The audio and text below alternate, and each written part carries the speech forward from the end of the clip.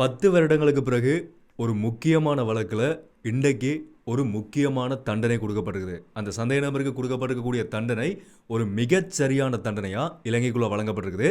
அதே மாதிரி டான் பிரியசாத் கொலை செய்யப்பட்ட டான் பிரியசாத் தொடர்பான ஒரு சில அப்டேட்ஸும் வந்திருக்குது. அதே மாதிரி இன்னும் ஒரு சில முக்கியமான விடயங்கள் நடந்திருக்குது. அதைத்தான் இந்த வீடியோவில் தெளிவாக முழுமையாக பார்க்க போகிறோம். என்ன விஷயம் மட்டும் தான் முதல்ல இருந்தே தெளிவாக பார்க்கலாம். அனைவருக்கும் வணக்கம். நான் உங்கள் VK கரிகாலன். அதுக்கு முதல் யாராவது என்னோட சேனலுக்கு இப்போ தான் புதுசாக வந்து பார்த்து வந்தீங்கன்னு சொன்னால் தொடர்ச்சியாக என்னோட எல்லா அப்டேட்ஸுமே பார்க்கணும்னு சொன்னால் சப்ஸ்கிரைப் பண்ணி அந்த பெல் ஐக்கனை கிளிக் பண்ணி ஓல்டு நிமிஷம் வச்சுருங்க. அப்போ நான் அப்லோட் பண்ண வீடியோஸ் எல்லாமே தொடர்ச்சியாக உங்களுக்கு கொடுக்குற நோட்டிஃபிகேஷன்ஸாக வரும். அதேமாதிரி யாராவது நான் பர்சனலாக ஃபாலோ பண்ண நினச்சிங்கன்னு சொன்னாலும் இன்ஸ்டாகிராமில் போய் VK கரிகாலன் சர்ச் பண்ணிங்கன்னு சொன்னால் இப்போ மறக்காம ஃபாலோ பண்ணிக்கொள்ளுங்க.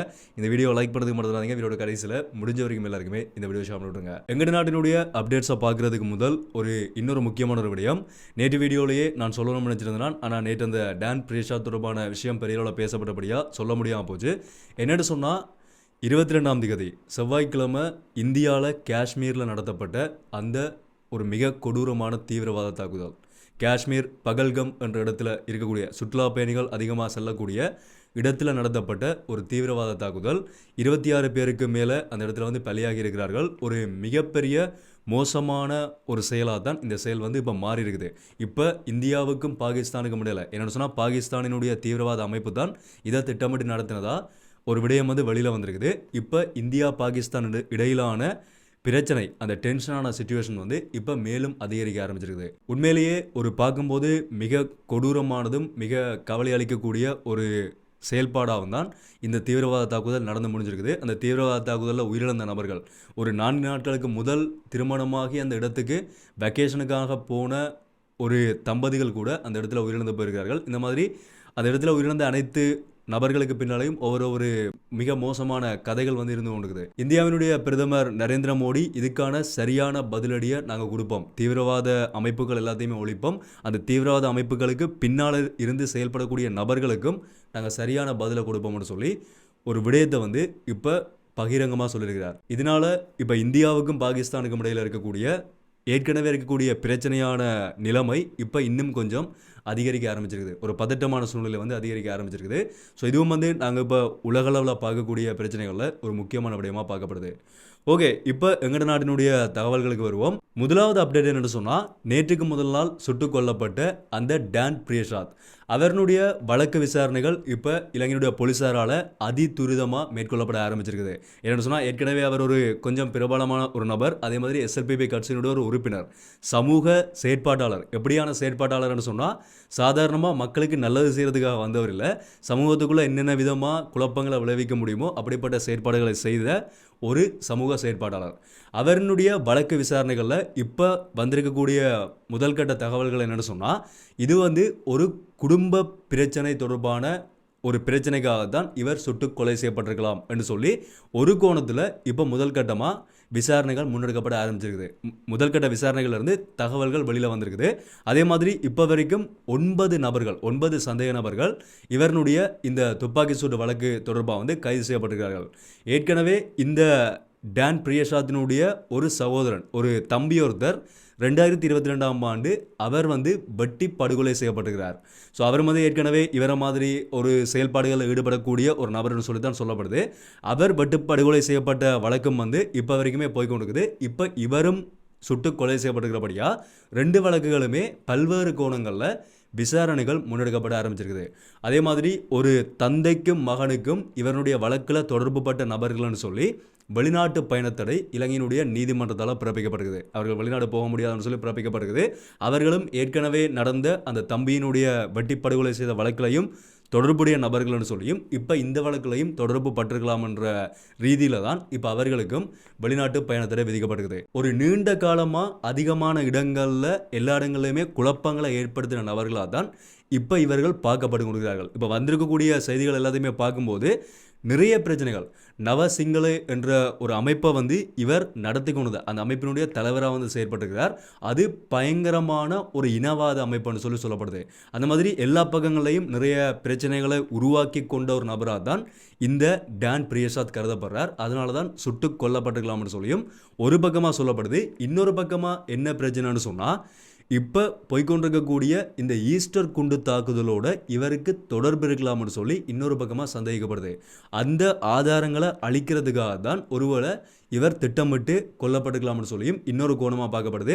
இன்னொரு பக்கமாக பாதாள உலகக்குழுவினுடைய செயல்பாடுகளால் தான் இவர் கொல்லப்பட்டுக்கலாம் என்ற மாதிரியும் அந்த பக்கமாக பார்க்கப்படுது. ஒவ்வொரு பக்கமாகவும் என்னென்ன முறைமைகளில் இவர் தொடர்பான விசாரணைகள் முன்னெடுக்கப்பட முடியுமோ எல்லா பக்கத்தாலையும் இவர் தொடர்பான விசாரணைகள் இப்போ முன்னெடுக்கப்பட்டு கொண்டிருக்குது. ரெண்டாவது விஷயம் என்னென்னு சொன்னால், 10 வருடங்களுக்கு பிறகு இலங்கைக்குள்ள ஒரு முக்கியமான வழக்கில் ஒரு முக்கியமான தீர்ப்பு கொடுக்கப்பட்டிருக்குது.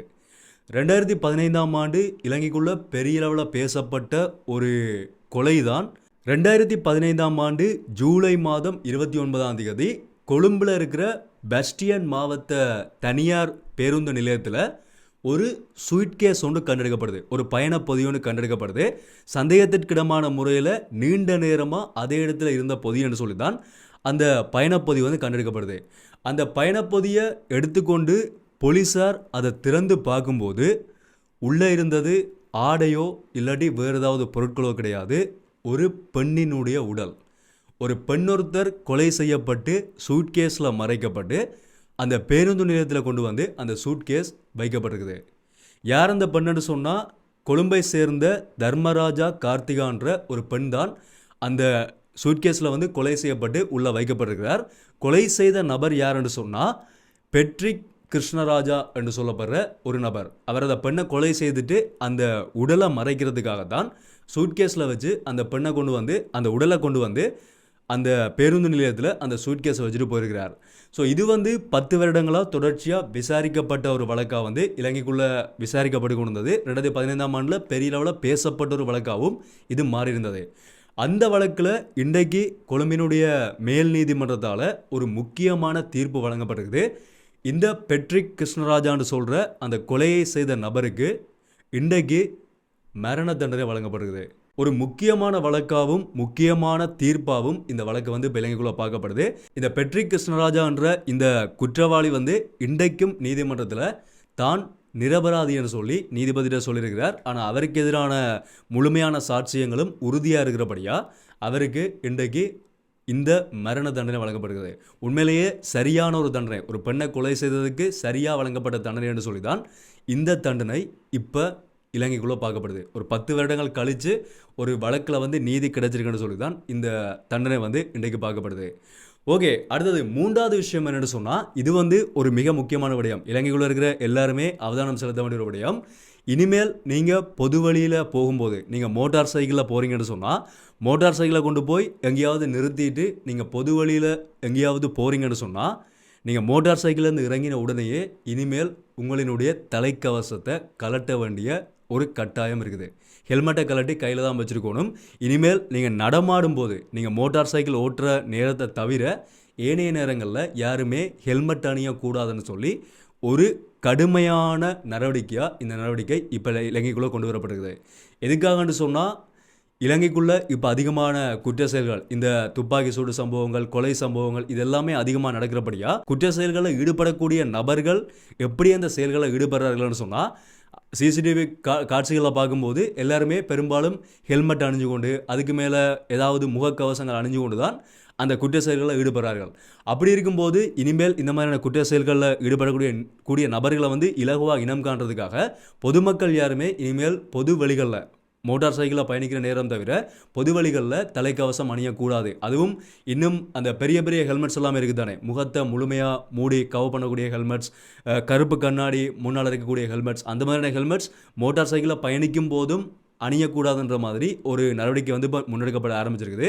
ஆனால் நீங்கள் பைக்கை விட்டு இறங்கிட்டீங்கன்னு சொன்னால் இனிமேல் சந்தேகத்திற்கிடமான முறையில் நீங்கள் தலையில் தலைக்கவசம் அணியக்கூடாதுன்னு சொல்லி இந்த விடயம் வந்து இப்போ கடுமையாக சொல்லப்படுகிறது. ஸோ எல்லாருமே இதில் கொஞ்சம் அதிகமாக அவதானம் செலுத்துங்க. ஓகே, 4வது கடைசி அப்டேட் என்னென்னு சொன்னால், இப்போ இலங்கைக்கும் அமெரிக்காவுக்கும் இடையில, அது இலங்கைக்கும் அமெரிக்காவுக்கும் இடையிலன்னு மட்டும் இல்லை, அமெரிக்காவுக்கும் ஒட்டுமொத்த உலக நாடுகளுக்கும் இடையில ஒரு பெரிய ஒரு பிரச்சனை போய் கொண்டிருக்குது. அதுதான் இந்த டரிஃப் போர், வர்த்தக போர், வரி தொடர்பான போர், இறக்குமதி வரிகள் வந்து அதிகமாக விதிக்கப்பட்ட தொடர்பான ஒரு பெரிய பிரச்சனை வந்து ட்ரம்புக்கும் ஏனைய உலக நாடுகளுக்கும் இடையில இப்போ பெரிய அளவில் போய் கொண்டிருக்கு தானே. அது வந்து குறிப்பிட்ட ஒரு காலம் அந்த வரி வந்து ஏற்கனவே விதிக்கப்பட்டாச்சு. இலங்கைக்கு வந்து 44% வரி விதிக்கப்பட்டிருந்தது. அந்த வரி வந்து ஒரு குறிப்பிட்ட காலம் வந்து அமெரிக்காவால் அவகாசம் வழங்கப்பட்டிருந்தது. பேச்சுவார்த்தைகள் நடத்தலாம்ன்ற மாதிரி ட்ரம்பால் வந்து ஒரு விடயம் சொல்லப்படுகிறது தானே. அது தொடர்பாக இலங்கையினுடைய பொருளாதார நிபுணர்கள் அதே மாதிரி அரசாங்கம் எல்லாம் சேர்ந்து அமெரிக்காவோட பேச்சுவார்த்தைக்காக போயிருந்தார்கள். அது இப்போ ஒரு வெற்றியளித்த பேச்சுவார்த்தையாக, ஒரு நல்லபடியான பேச்சுவார்த்தையாக முடிவடைஞ்சிருக்கிறதா இலங்கையினுடைய ஜனாதிபதி அனுர்குமார் திசாநாயக்க அவர்கள் ஒரு கூட்டத்தில் வச்சு சொல்லியிருக்கிறார். அது தொடர்பான தகவல்கள் எதுவுமே பகிரப்படலை, என்ன மாதிரியான நடவடிக்கைகள் முன்னெடுக்கப்பட்டிருக்குன்னு சொல்லி பகிரப்படலை. ஆனால் அது வெற்றிகரமாக நடந்திருக்குது என்ற மாதிரி ஒரு விடயத்தை சொல்லியிருக்கிறார். மிக விரைவிலேயே அது தொடர்பான முழுமையான விபரம் நாங்கள் வெளியிடுவோம் என்ற மாதிரியும் ஒரு விடயத்தை வந்து சொல்லியிருக்கிறார். ஸோ இது வந்து முக்கியமாக இலங்கைக்குள்ளே பார்க்கப்பட்ட ஒரு விஷயம். என்னென்னா நாங்கள் அதிகமாக ஏற்றுமதியும் செய்து கொண்டிருக்கிறோம், அதே மாதிரி இறக்குமதியும் செய்கிறோம். ஏற்றுமதியால் எங்கள் நாடுக்கு கிடைக்கக்கூடிய வருமானங்கள் வந்து அதிகமாக இருக்கின்றபடியாக அமெரிக்காவுக்கு ஏற்றுமதி செய்யக்கூடிய பொருட்களும் வந்து எங்கள் நாட்டிலேருந்து அதிகமாக தான் போய்கொண்டிருக்குது. ஸோ இது வந்து ஒரு முக்கியமாக பார்க்கப்பட்ட ஒரு விடயம். அது நல்லபடியாக நடந்துச்சுன்னு சொன்னால் எங்கள் நாட்டினுடைய பொருளாதாரத்துக்கு உண்மையிலேயே நல்ல ஒரு விஷயமா அமையும். ஸோ பொறுத்திருந்து பார்க்கலாம் எப்படிப்பட்ட நடவடிக்கைகள் அவர்களால் முன்னெடுக்கப்படுங்கன்னு சொல்லி அதுமான தகவல்கள் வரும்போதும் கட்டாயமாக நான் வந்து வீடியோ அப்லோட் பண்ணுறேன். ஸோ இந்த விடயங்களை தான் நான் உங்களோட பகிர்ந்து கொள்ளணும்னு வச்சிருந்தேன். இதை பற்றின உங்களுடைய கருத்துக்கள் நீங்கள் என்ன நினைக்கிறீங்கிறத தாராளமாக கீழே கமெண்ட் சொல்லலாம். தொடர்ச்சி அப்டேட்ஸ் எல்லாமே பார்க்கணும்னு சொன்னால் சப்ஸ்கிரைப் பண்ணி அந்த பெல் ஐகானை கிளிக் பண்ணி ஆல் ஆப்ஷன் சொல்லுங்கள். அப்போ நான் அப்லோட் பண்ணுற வீடியோஸ் எல்லாமே தொடர்ச்சி உங்களுக்கு கொடுங்க, நோட்டிஃபிகேஷன்ஸாக வரும். ஸோ மீண்டும் ஒரு வீடியோவில் சந்திப்போம். நன்றி.